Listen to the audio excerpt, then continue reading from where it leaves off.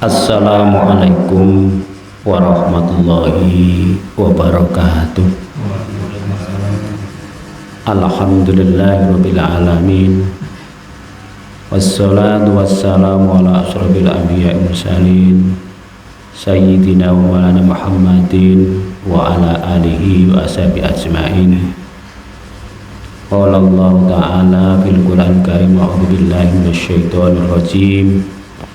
Ya ayyuhalladzina amanu taqullaha haqqa tuqatih wa la tamutunna illa wa antum muslimun.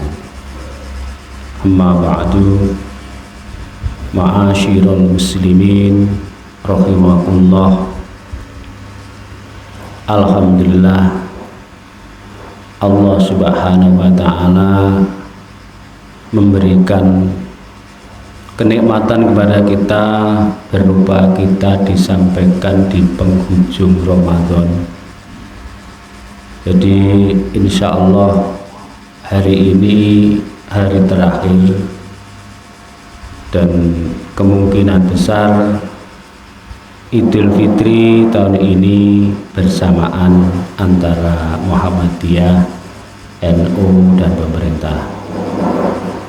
Namun di pemerintah insya Allah nunggu hasil ru'yatul hilal yang insya Allah akan dilaksanakan nanti sore di beberapa titik untuk melihat hilal atau melihat bulan.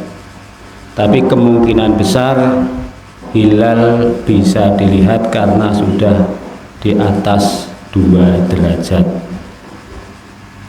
Jadi kemungkinan besar Idul Fitri tahun ini bersamaan. Maka untuk itu supaya Ramadan kita bisa paripurna atau bisa kita sempurnakan dengan beberapa tips supaya kita melaksanakan Idul Fitri sesuai dengan sunnah Rasulullah. Ma'asyiral muslimin rahimakumullah, apa yang dilakukan Rasulullah ketika beliau menjumpai Idul Fitri? Yang pertama adalah kita disunahkan untuk mandi besar. Jadi sebelum kita menghadiri sholat Id, kita disunahkan mandi besar. Dengan mandi seluruh tubuh kita guyur dengan air, kemudian kita keramas pakai sabun dan sebagainya dengan diniatkan melaksanakan sunnah, yaitu mandi untuk persiapan Idul Fitri. Rasulullah SAW dawuh an-Nafi'in an Abdullah ibni Umar kana yaghtasilu yaumal fitri qabla ayyagdu ilal musalla. Dari Nabi Rasulullah SAW bersabda,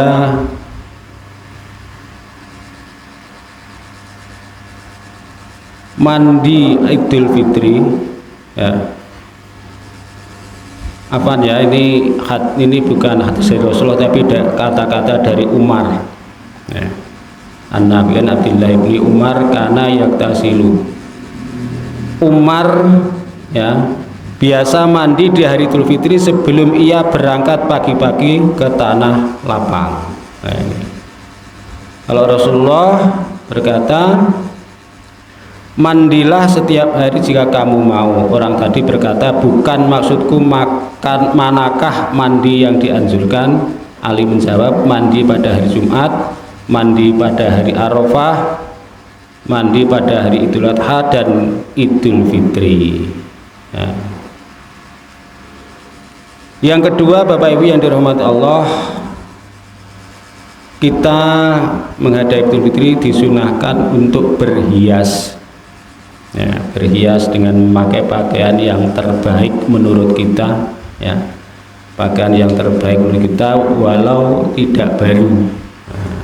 Kita disunahkan berhias sebelum kita berangkat untuk sholat Idul Fitri, berhias dengan memakai pakaian yang paling indah menurut kita, menurut kemampuan kita.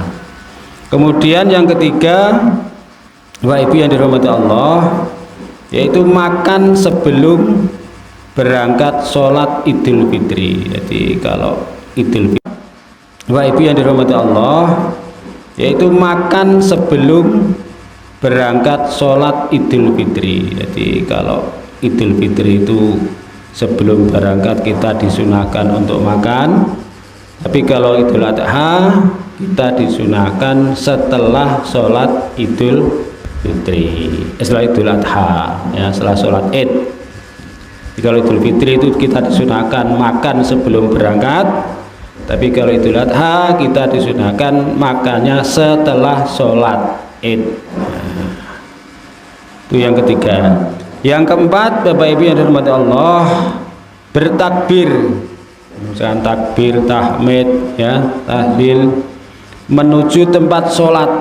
Jadi kita berangkat, ya, dari rumah sampai ke tempat sholat, kita disunahkan untuk bertakbir, ya, mengucapkan takbir, ya, walitukmilul iddata walitukabbirullaha ala ma hadakum wa la'allakum tashkurun.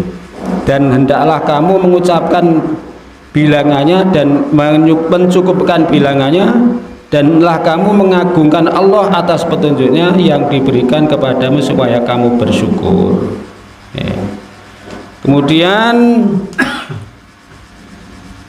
yang kelima, Bapak Ibu, yaitu saling mengucapkan selamat, ya, saling memaafkan antar sesama, ya, antar umat beragama, ya, mengucapkan selamat, ya, antar umat Islam, ya, mohon maaf mungkin kesalahan-kesalahan kita yang telah kita lakukan yang lalu, ya, saling memaafkan, ya.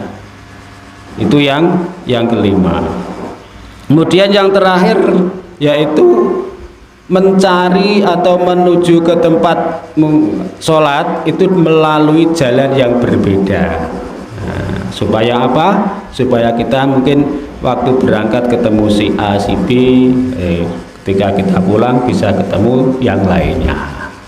Itulah 6 tips supaya kita bisa beridul fitri dengan sunnah yang dilakukan oleh Rasulullah.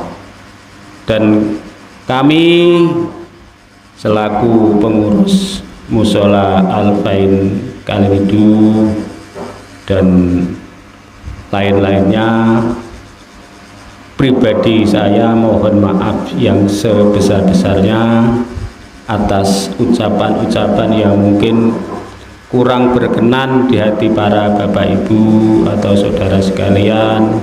Mungkin ada kata-kata yang tidak enak, ya, mungkin tidak berkenan dengan adanya kuliah subuh esok-esok bengok-bengok, ya. Kami mohon maaf yang sebesar-besarnya, ya. Semoga kita tahun depan bisa berjumpa lagi dengan bulan Ramadan. Kalau kangen dengan suara saya pagi hari ini bisa dilihat di channel YouTube Yayasan Insan Madani Bojonegoro. Insya Allah di situ ada kajian-kajian tentang Islam, tidak hanya sekedar di bulan Ramadan tapi di bulan-bulan yang lainnya. Itu di YouTube, ya, channel Yayasan Insan Madani Bojonegoro. Di situ banyak tausiah-tausiah dari para ustadz, ustadzah, nanti bisa diklik, dicari di situ. Insya Allah kita bisa mengurangi kangen kita suara-suara dari teman-teman Insan Madani. Demikian yang dapat saya sampaikan, mohon maaf atas segala khilaf. Akhirul kalam billahi taufiq waridho wal inayah. Assalamualaikum warahmatullahi wabarakatuh.